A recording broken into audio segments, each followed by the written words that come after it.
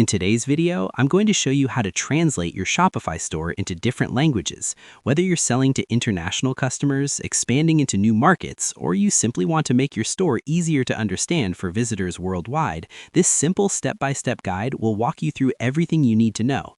Offering your store in multiple languages can greatly improve trust, boost conversions, and create a smoother shopping experience. So let's jump right in.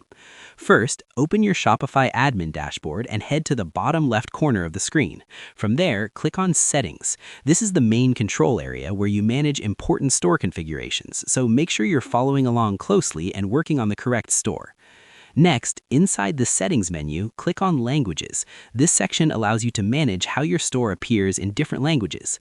Once the page opens, look for the option to Add Language and click on it. You'll now be able to choose the language you want to translate your store into, making it accessible to a wider audience without rebuilding your site from scratch. After selecting your desired language, Shopify will prompt you to use the Shopify Translate and Adapt app. This app installs automatically and helps translate your store content without requiring manual edits for every page. Follow the on-screen instructions carefully. Everything is designed to be beginner-friendly, so there's nothing complicated to worry about.